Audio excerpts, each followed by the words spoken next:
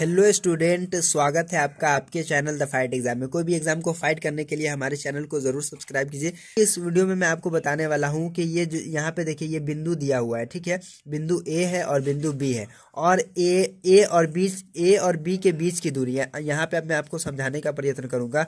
मान लीजिए कि ये बिंदु है और एक बिंदु ये है, ठीक है। तो ये बिंदु यहाँ से यहाँ तक है, ठीक है। तो इसको ए मान लेते हैं और इसको बी मान लेते हैं। ये ए है और ये बी है। तो ए जो दिया हुआ है वो 2 और 3 दिया हुआ है और यहाँ पे जो दिया हुआ है ये यहाँ पे दिया हुआ है तो 4 और 1 दिया हुआ है, ठीक है।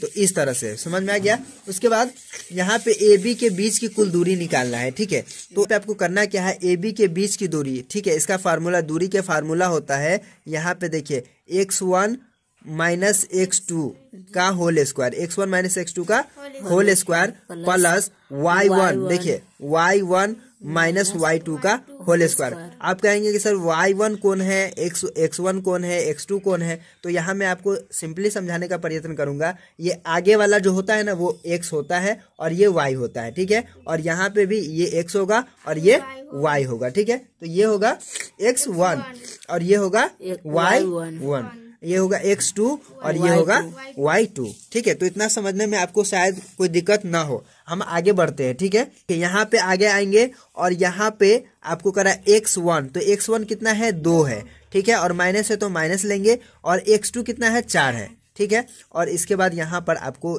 स्क्वायर कर देना है, फिर प्लस कर दीजिए और कह रहा है y1, तो y1 क्या है, 3 है। और यहाँ पे y2, तो y2 माइनस 1। y1 और y2 हमने यहाँ पे लिख दिया है, यहाँ पर इसका स्क्वायर कर देते हैं।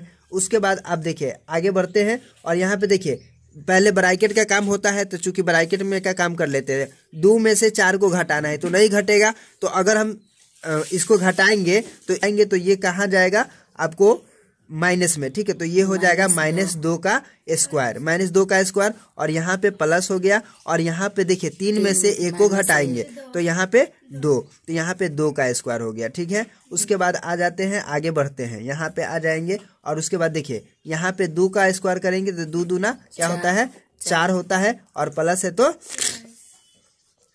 प्लस है तो प्लस हो गया और यहाँ पे 2 दूना फिर 4 होगा। अभी देखिए ये दोनों को जोड़ देंगे तो कितना हो जाएगा, रूट के अंदर 8, कोई दिक्कत। अब 8 का रूट हमको तोड़ना है, ठीक है। तो कैसे तोड़ेंगे आपको यहाँ पे सिंपली समझा देता हूँ। देखिए 8 है ना, तो 8 को इस तरह से एलसीएम विधि से तोड़ देंगे। यहाँ पे देखिए यहाँ पे 4 हो जाएगा और यहाँ पे फिर 2 हो गया और फिर यहाँ पे फिर 1 हो गया। स्क्वायर में जो 2 मिलकर के 1 हो जाता है, तो यहाँ पे क्या करेंगे, इसके बराबर देंगे और यहाँ पे हो जाएगा आपको 2 रूट अंदर 2। देखिए यहाँ पे देखिए ये जो हो गया ना, 2 मिलकर के 1 होता है, तो ये यहाँ पे लिख दिए और ये जो बच गया ये रूट के अंदर में हो गया। तो यही आपका आंसर हो गया, ठीक है। तो उम्मीद करता हूँ कि आप समझ गए होंगे। तो चलिए फिर मिलते हैं आपसे एक नए वीडियो में।